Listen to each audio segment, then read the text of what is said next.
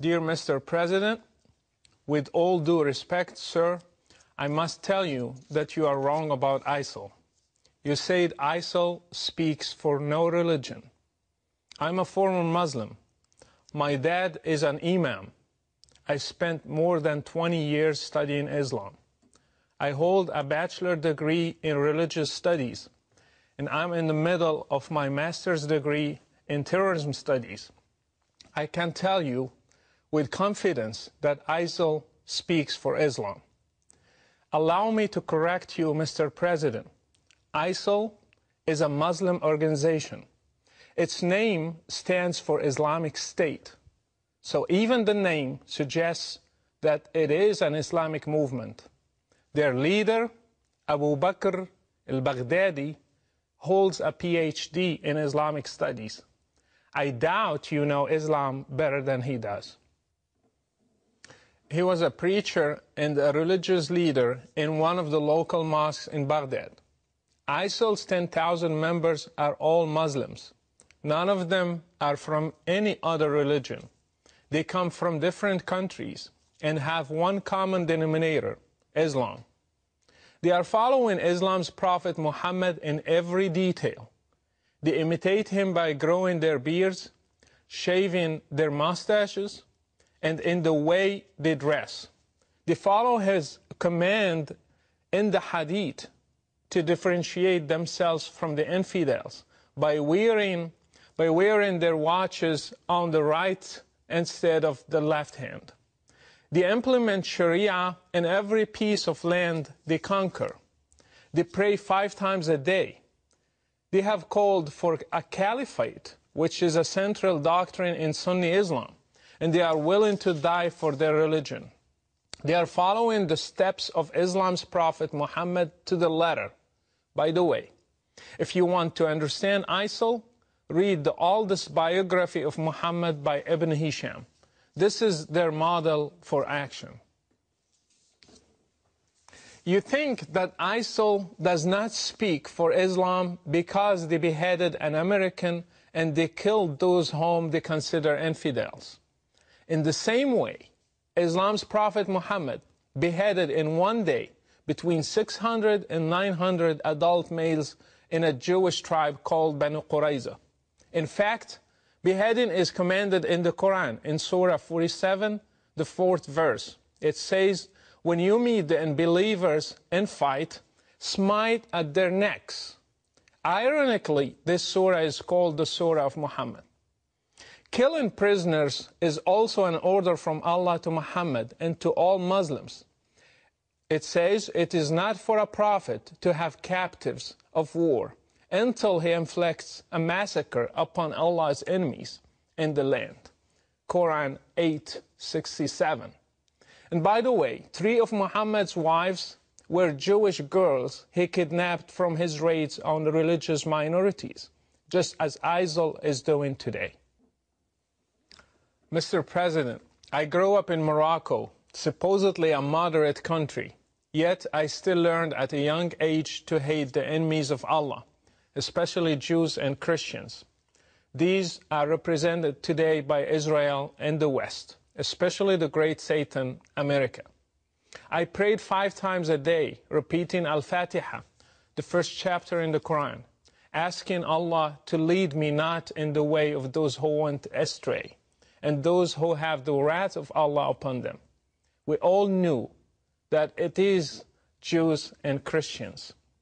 We have been brainwashed to hate all of you in our sacred texts, in our prayers, in our Friday sermons, in our educational systems. We were ready to join any group that one day would fight you and destroy you and make Islam the religion of the whole world, as the Quran says. This is what I and millions like me have been taught. Mr. President, this is an irrevocable fact. Fortunately, when I grew up, I chose to leave Islam and became a Christian because I believed that God is love. Others also left, and still every day they are leaving Islam and choosing different paths for their lives. All of them are suffering today because, again, Islam's Prophet Muhammad said, whoever changes his religion, kill him. I left Morocco under persecution. I was fortunate. Others throughout the Muslim world do not have the same opportunity. They are paying a heavy price in different ways in order to get their freedom one day.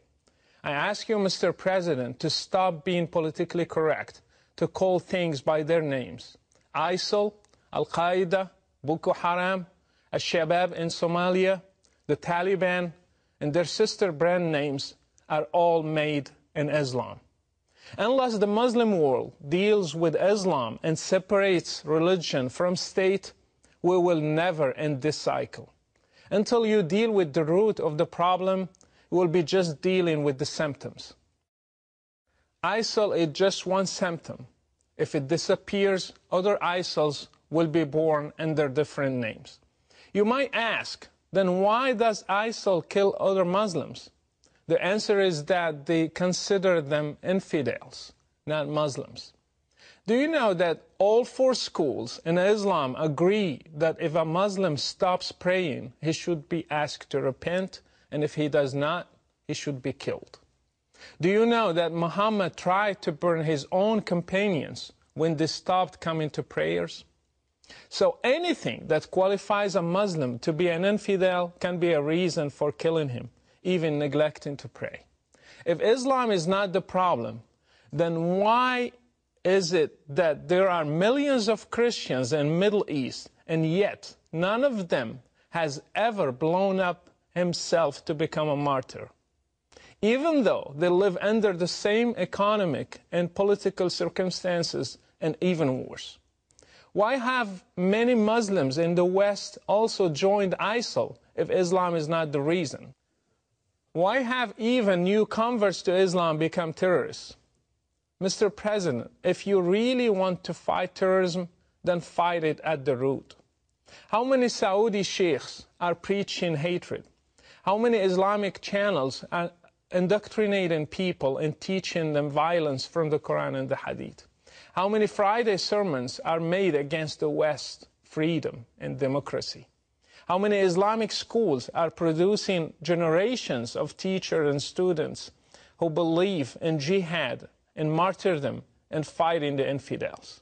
And finally, how many websites are funded by governments, your allies, that have sheikhs who issue fatwas against basic human rights? If you want to fight terrorism, start from there. By the way, I do not give my full name because Islam is a religion of peace. I'm known around the whole world as Brother Rashid, and I implore you to take a stand for international human rights and the future of democracy and speak the truth about the real threat that is facing all of us. Best regards, Brother Rashid.